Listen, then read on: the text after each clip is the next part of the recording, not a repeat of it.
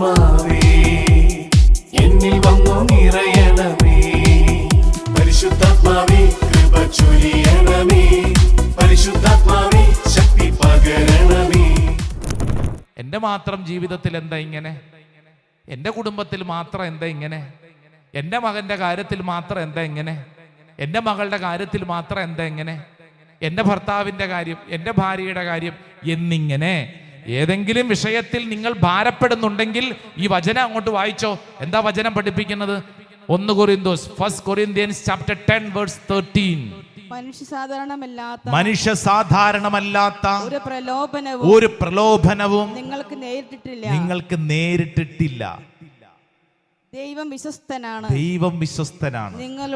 നിങ്ങളുടെ ശക്തിക്കതീതമായ പ്രലോഭനങ്ങൾ ഉണ്ടാകാൻ അവിടുന്ന് അനുവദിക്കുകയില്ല. പ്രലോഭനങ്ങൾ ഉണ്ടാകുമ്പോൾ അവയെ അതിജീവിക്കാൻ വേണ്ട ശക്തി അവിടുന്ന് നിങ്ങൾക്ക് നൽകും. Price the Lord. ഹല്ലേലൂയ. ഇങ്ങോട്ട് ശ്രദ്ധിച്ചേ, ജപമാലയും പിടിച്ചോണ്ട് ഇങ്ങോട്ടൊന്ന് ശ്രദ്ധിച്ചേ, ഇങ്ങോട്ട് നോക്കിക്കേ. എൻ്റെ പ്രിയപ്പെട്ട സഹോദരങ്ങളെ, വചനം പഠിപ്പിക്കുന്നു, മനുഷ്യ സാധാരണമല്ലാത്ത ഒരു പ്രലോഭനവും ഒരു പ്രശ്നവും ഒരു പരീക്ഷയും നിങ്ങൾക്ക് നേരിട്ടിട്ടില്ല എന്ന് പറഞ്ഞ അർത്ഥം എന്നാ? പറ എന്ന് പറഞ്ഞ അർത്ഥം എന്നാ? നീ ഇപ്പൊ കടന്നു പോകുന്ന അവസ്ഥ, എടോ ഇതുപോലെ ഒത്തിരി പേർ കൊണ്ടെന്ന്, ഇതെല്ലാ വീട്ടിലും ഉണ്ടെന്ന്. ഇത് മനുഷ്യ സാധാരണമൊന്നുമല്ല. എല്ലാ വ്യക്തി ജീവിതത്തിലും പല രൂപത്തിലും ഭാവത്തിലും അനുഭവിക്കുന്ന സംഭവമാണ്. വിശ്വസിക്കുന്ന ഒരു ആമേൻ പറഞ്ഞേ. ആമേൻ. എന്നിട്ട് വചനം പറയണെന്നറിയോ? ദൈവം വിശ്വസ്തനാണ്. നമ്മൾ വിശ്വസ്തനല്ല. ആര് വിശ്വസ്തനാണ്? ദൈവം വിശ്വസ്തനാണ്. ദൈവം വിശ്വസ്തനാണ്. എന്നിട്ട് വചനം പറയുന്നത്, നിങ്ങളുടെ ശക്തിക്കതീതമായ പ്രലോഭനങ്ങൾ ഉണ്ടാകാൻ അവിടുന്ന് അനുവദിക്കുകയില്ല എന്ന് പറഞ്ഞ അർത്ഥം, നിനക്കിപ്പോ ഉള്ള ഈ കുരിശിനെ, ഇപ്പോ ഉള്ള പ്രശ്നത്തെ കൈകാര്യം ചെയ്യാനുള്ള കഴിവ് ദൈവം നിനക്ക് തന്നിട്ടുണ്ട്. ആമേൻ, ആമേൻ. ചിലര് പറയത്തില്ല, അയ്യോ എനിക്ക് താങ്ങാൻ പറ്റുന്നില്ല. അല്ല, താങ്ങാൻ പറ്റും. പറ്റും, ഇട്ടിട്ട് പോണ്ട. യോ ഈ ഭർത്താവിനെ ഞാൻ എന്ത് ചെയ്യും? അയ്യോ, നിനക്ക് കൈകാര്യം ചെയ്യാൻ പറ്റാത്തതല്ല, നിനക്ക് പറ്റും. നിന്റെ മകന്റെ കാര്യം, മകളുടെ കാര്യം, വീട്ടിലെ കാര്യം, ഏത് പ്രശ്നം ചങ്കുറപ്പോടുകൂടെ വിശ്വസിക്കണം. എന്റെ ദൈവം നൽകുന്ന വാഗ്ദാനം എന്താണ്? എനിക്ക് ഇവയെ കൈകാര്യം ചെയ്യാൻ എന്റെ ദൈവം എന്നെ സഹായിക്കും. എനിക്ക് പറ്റുമെന്ന് ദൈവം എന്നെ ബലപ്പെടുത്തും. എന്നിട്ട് ഒരൊറ്റ സുന്ദരമായ വചനം കൂടെ ഉണ്ട് അതിന്റെ കൂടെ, പ്രലോഭനങ്ങൾ ഉണ്ടാകുമ്പോൾ അവയെ അതിജീവിക്കാൻ വേണ്ട ശക്തി അവിടുന്ന് നിനക്ക് തരും. നിനക്ക് തരുമെന്ന്, നിനക്കൊരു ശക്തി ദൈവം തരും. Hallelujah, hallelujah. ഈ അടുത്ത കാലത്ത് ഞാനൊരു കുടുംബം, ആ കുടുംബത്തെ പരിചയപ്പെട്ടപ്പോൾ, ആ കുടുംബത്തിലെ കുടുംബനാഥ ഒരു പാവപ്പെട്ട സ്ത്രീ, പുറത്തുപോയി കടയിൽ പോയി ഒരു സാധനം പോലും വാങ്ങാനായിട്ട് പൊതുവെ അതിനുള്ള അവസരം ഇല്ല വീട്ടിൽ. കാരണം ഭർത്താവ് വളരെ ആക്റ്റീവാണ്. പക്ഷെ ഈ സ്ത്രീ ശാന്തമായി വീട്ടിലെ കാര്യങ്ങളൊക്കെ നോക്കി നിൽക്കുന്ന വീട്ടിലെ ഒരു ശാന്തമായ സ്ത്രീ. ഇവർക്കൊരു ബിസിനസ് കാര്യങ്ങളൊക്കെ ഉണ്ട്. ഭർത്താവാണ് എല്ലാം നോക്കുന്നത്. നല്ല സന്തോഷത്തോടെയുള്ള കുടുംബം. ഒരു അപകടത്തിൽ ഭർത്താവ് മരിച്ചു. ഇനി എന്ത് ചെയ്യും? ഇനി എങ്ങനെ ഈ ഇവരുടെ ബിസിനസ് നടത്തും? ആരിവിടുത്തെ കാര്യങ്ങൾ നടത്തും? മകനാണെങ്കിൽ ഉള്ളത് ഒരുത്തൻ കാനഡയിൽ, മകളുടെ കല്യാണം കഴിഞ്ഞതാണ്. ഈ കുടുംബം എങ്ങനെ മുമ്പോട്ട് നീങ്ങും?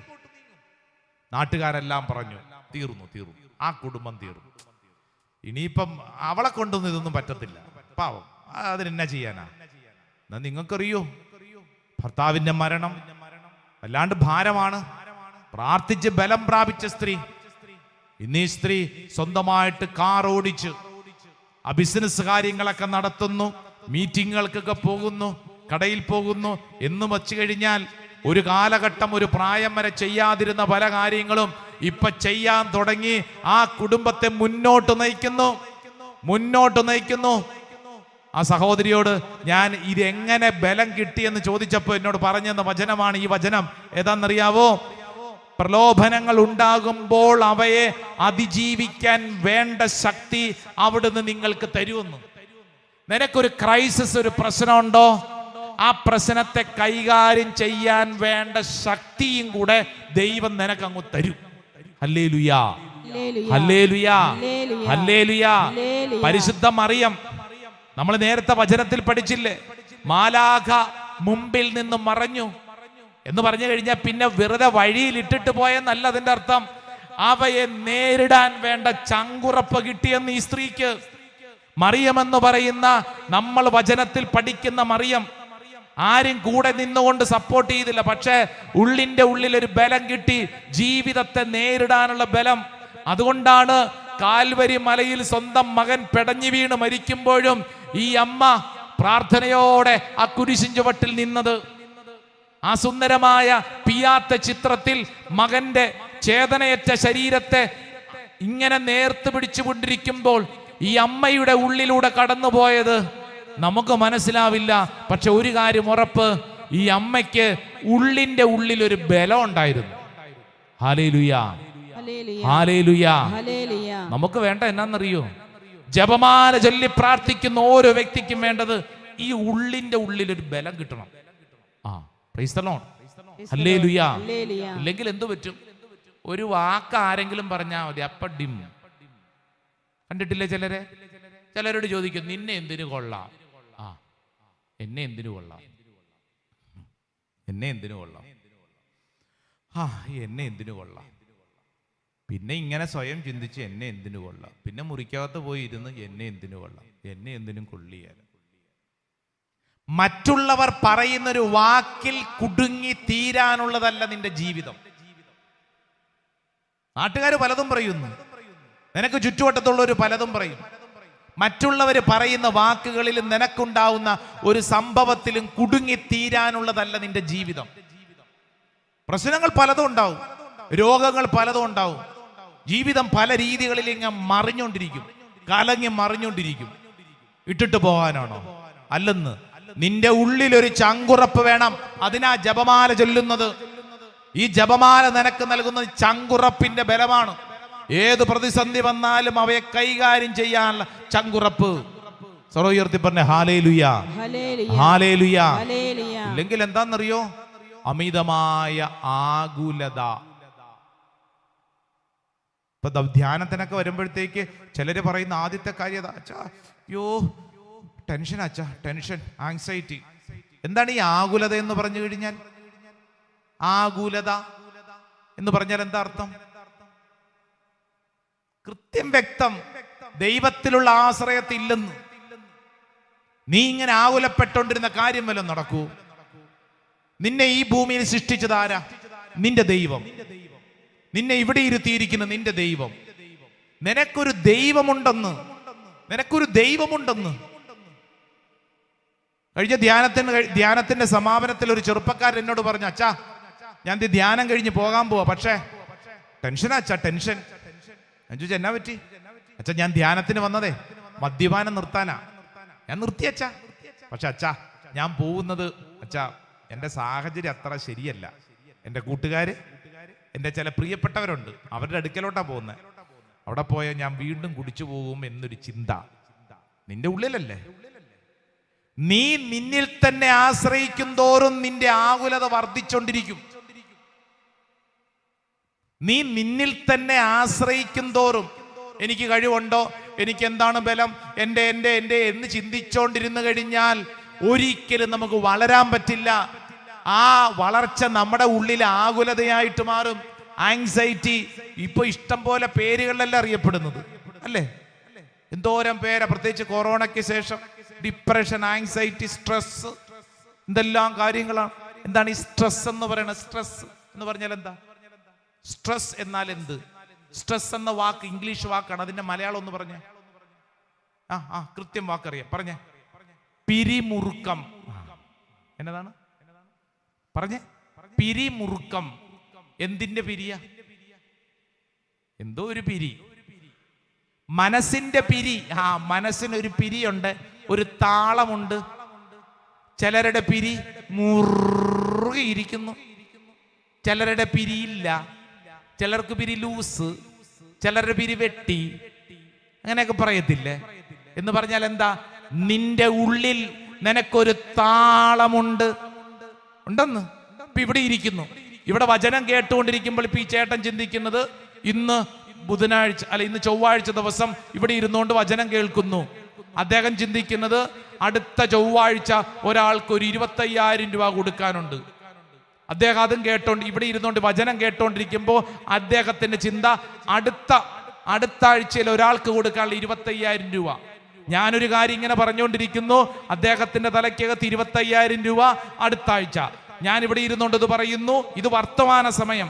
അദ്ദേഹം ചിന്തിക്കുന്നത് അടുത്ത ആഴ്ചത്തെ കാര്യം.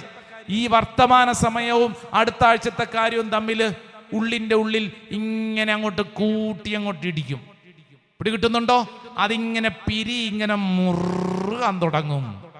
പിരി ഇങ്ങനെ മുറുകാൻ തുടങ്ങുമ്പോൾ ഈ സൈഡിൽ നിന്ന് ഇങ്ങനെ ഒരു വേദന, ആ സൈഡിൽ നിന്ന് ഇങ്ങനെ ഒരു വേദന, കഴുത്തിന്റെ പുറകിൽ ഇങ്ങനെ വേദന, കാലിന് വേദന, കൈക്ക് വേദന, വയറിന് വേദന.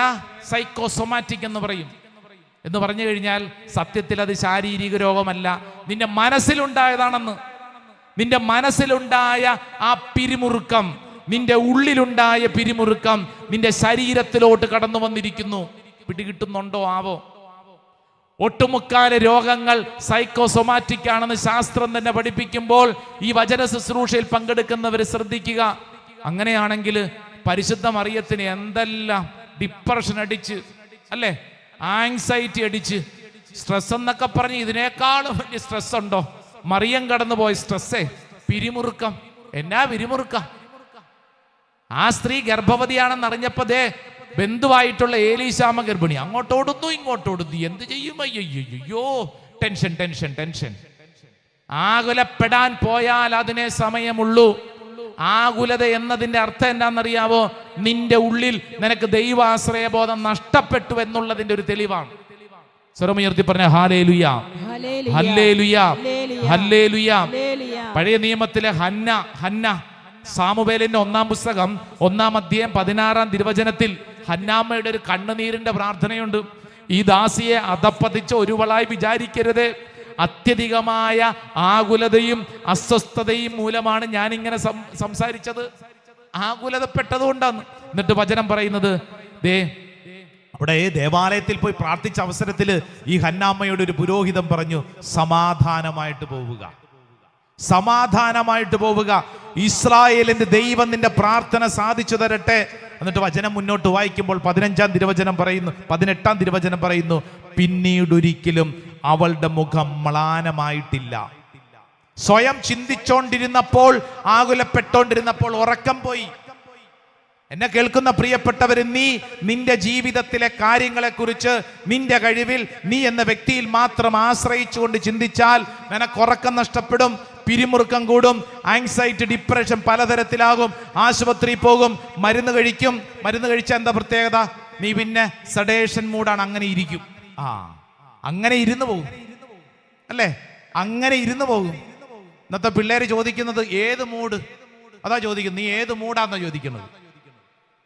ഏതാ വൈബ് ഏതാന്നൊക്കെ ചോദിക്കും. എന്ന് പറഞ്ഞു കഴിഞ്ഞാൽ അർത്ഥം എന്താ? നിനക്ക് കാര്യങ്ങൾ മനസ്സിലാക്കാൻ പറ്റുന്നുണ്ടോ? അതുകൊണ്ടാണ് ഈ ജപമാല പിടിച്ചോളാൻ പറഞ്ഞത്. നമ്മുടെ മൂഡ് ഇങ്ങനെ മാറിക്കൊണ്ടൊക്കെ ഇരിക്കും. മൂഡ് സ്വിങ്സ് എന്നൊക്കെ പറയത്തില്ലേ?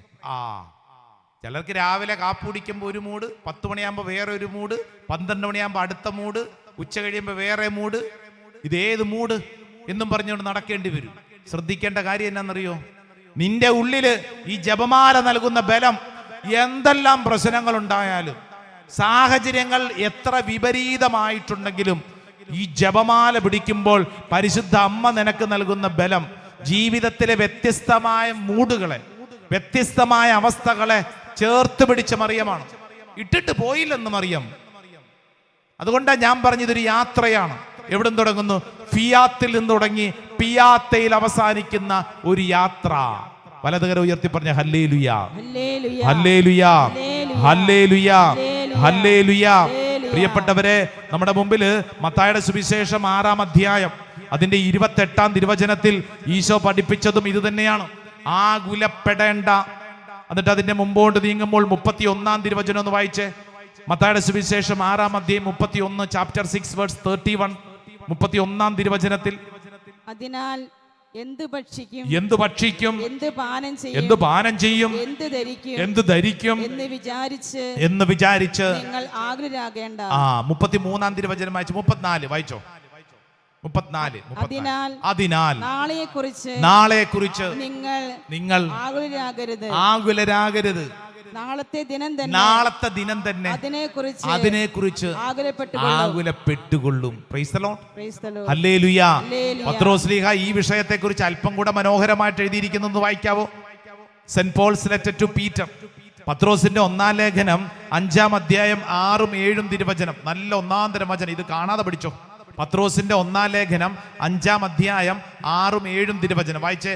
6-ാം തിരുവചനത്തിൽ എന്താ പറയണത്?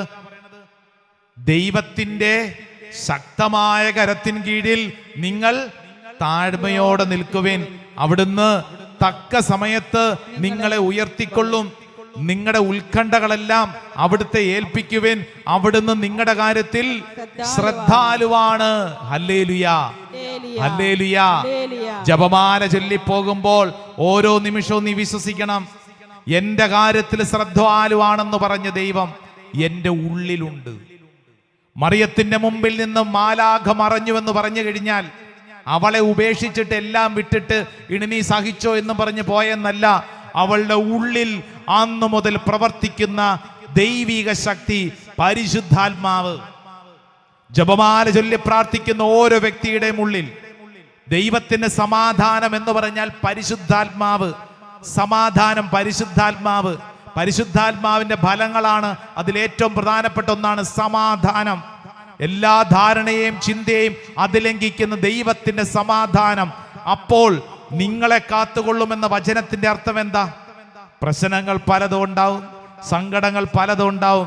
അതിന്റെ എല്ലാം മധ്യത്തില് വീഴാതെ ജീവിക്കാൻ ഒരു ബലം ദൈവം തരും. 2 കരങ്ങൾ സ്വർഗത്തിലേക്ക് ഉയർത്തിപ്പിടിക്കുമ്പോൾ ആ ജപമാലയോട് ചേർന്ന് കരങ്ങൾ ഉയർത്തിപ്പിടിച്ചോ. ഈ ജീവിത വഴികളിൽ നമുക്ക് മുമ്പിൽ ഒരു മാതൃക തന്ന പരിശുദ്ധ മറിയം. ഇതൊരു യാത്രയെയാണ് നമ്മൾ ധ്യാനിക്കുന്നത്. പിയാത്ത വിലയ്ക്കെത്തുന്ന യാത്ര ആരംഭിച്ചത് ലൂക്കാസ് വിശേഷം 1:38. ഫിയാത്തിൽ നിന്ന് പിയാത്ത വരെയുള്ള യാത്ര. കരങ്ങൾ ഉയർത്തി കണ്ണുകളടച്ച് ഈ നിമിഷം പ്രാർത്ഥിക്കുമ്പോൾ, ദൈവമേ, എൻ്റെ ജീവിതത്തിലും എൻ്റെ ജീവിത വഴികളിലെല്ലാം അത്ഭുതകരമായ ദൈവീക ഇടപെടൽ ഉണ്ടാവാൻ ആഗ്രഹിക്കുന്നു. കരങ്ങൾ ഉയർത്തി എല്ലാവരും സ്തുതിച്ച് നിങ്ങളിന്ന് കടന്നു പോകുന്ന യാതനകൾ, ഒറ്റപ്പെട്ട അനുഭവങ്ങൾ, ആർക്കും തിരിച്ചറിയാൻ പറ്റാത്ത അനുഭവങ്ങൾ, നിങ്ങളുടെ മനസ്സിലെ വിഷമങ്ങൾ, ശാരീരിക രോഗങ്ങൾ, നിങ്ങളുടെ മക്കളെക്കുറിച്ചുള്ള ചിന്തകൾ എന്തുമായിക്കൊള്ളട്ടെ, ഓ ദൈവത്തിന്റെ ആത്മാവേ, ആ വിഷയങ്ങളിൽ മറിയത്തെ പോലെ ബലപ്പെട്ട് ജീവിക്കാൻ കൃപ തരണമേ. ഒരു പ്രതിസന്ധിയുടെ മുമ്പിലും അസ്വസ്ഥപ്പെട്ട് ജീവിതം നശിപ്പിക്കാനല്ല, മറിച്ച് ബലപ്പെട്ട് ജീവിക്കാൻ പരിശുദ്ധാത്മാവേ അഭിഷേകത്തിന്റെ ബലം നൽകണമേ. അഭിഷേകത്തിന്റെ ബലം നൽകണമേ. പിതാവിന്റെയും പുത്രന്റെയും പരിശുദ്ധാത്മാവിന്റെ നാമത്തിൽ ആമേൻ. ഒരു പുതിയ അഭിഷേകം, ഒരു പുതിയ ശക്തി ചൊരിയപ്പെടട്ടെ. ഈ നാളുകളിലെ എല്ലാ ശുശ്രൂഷ മേഖലകളിലും പരിശുദ്ധാത്മാവ് ഇടപെടട്ടെ എന്ന് പ്രാർത്ഥിക്കുക. ആ വലിയ ആഗ്രഹത്തോടുകൂടെ ഇപ്പോൾ നമ്മൾ ആശീർവാദം സ്വീകരിക്കുമ്പോൾ ഈ ആശീർവാദം നിന്റെ കുടുംബത്തിനും നിന്റെ ബന്ധങ്ങൾക്കും മേൽ കർത്താവിന്റെ വലിയ ഒരു വഴി തുറക്കുന്ന ആശീർവാദമാണ്. വിശ്വസിച്ച് കരങ്ങൾ കൂപ്പി ആശീർവാദം സ്വീകരിക്കട്ടെ.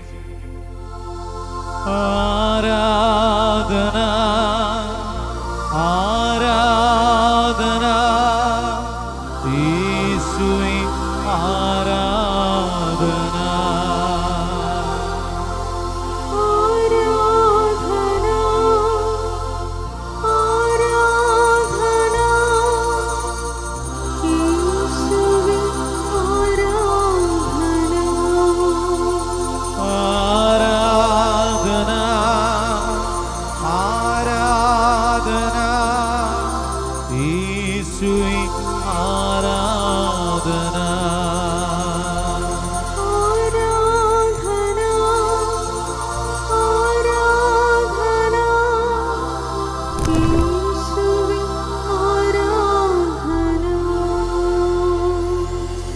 പരിശുദ്ധ പരമമാ ദിവ്യകാരുണ്യമേ, എന്നുമെന്നും